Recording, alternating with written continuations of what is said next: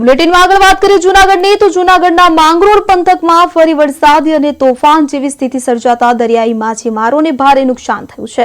15 ઓગસ્ટથી શરૂ થયેલી માછીમારી સિઝનમાં સખત 3 નંબરના સિગ્નલ 7 વખત લગાવવામાં આવ્યા છે, જેના કારણે બોટો દરિયામાં જઈને પરત ફરવી પડી અને 1.5 લાખ રૂપિયાના ડીઝલ ખર્ચ સહિત લાખોનું નુકસાન થયું છે।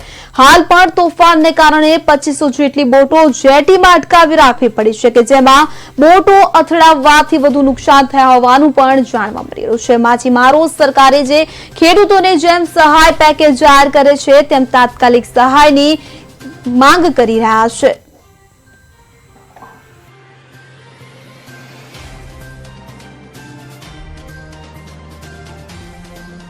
એક પણ ફિશિંગ સાડી આવી નથી। ઓછામાં ઓછી 6 થી 7 વખત પાછી વાપસ બોલાવવામાં આવી છે બોટોને, કારણ કે 3 નંબરનું સિગ્નલ વારંવાર લાગી જાય છે અને અધિકારીઓ દ્વારા પરત બોલાવવાની વાતો આવે છે, એટલે અમારે ફરજિયાત બોટોને પાછી બોલાવી દેવી પડે છે। એના હિસાબે કમસે કમ એક બોટ દીઠ ઓછામાં ઓછું 50 થી 1 લાખ રૂપિયા સુધીનો ખર્ચ થાય છે। તો આ ખર્ચ બહુ મોટા પાયે થઈ જાય છે દરેક બોટોને, એટલે એ બહુ મોટું નુકસાન આવે છે। જેમ અત્યારે ધરતીપુત્ર ઉપર સરકાર મહેરબાન થઈ છે અને ધરતીપુત્રને ખેડૂતોને જે નુકસાન થયું છે એની ઓનું પેકેજ જાહેર કરવાના છે, તો એમ સાગરપુત્ર માટે બી કોઈ પેકેજ એવું કોઈ જાહેર કરે તો ઘણો સાગરપુત્રને બી ઘણો ફાયદો થઈ। દરેક ગુજરાતના બંદરોમાં બધી બોટો પરત બોલાવી લેવામાં આવી છે, બધી હોડીઓ પરત બોલાવી લેવામાં આવી છે।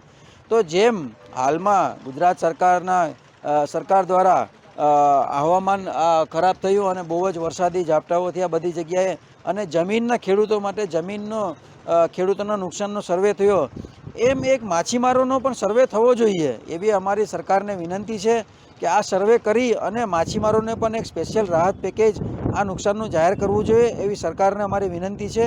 અને સરકારે આ વખતે જે આ નુકસાન બહુ મોટું થયું છે, દરેક બંદર ઉપર ખૂબ જ મોટું નુકસાન થયું છે, તો એમાં સરકારે માછીમારોની પડખે ઊભું જોઈએ એવી અમારી માછીમારોની એકદમ હૃદયથી લાગણી છે સરકાર સામે। ભાઈ બંદરમાં જ રહીને જે ફિશરમેન ભાઈઓ છે, જે બોટના ખલાસીઓ છે, એને લઈને બોટમેને રાશન આપવું પડે।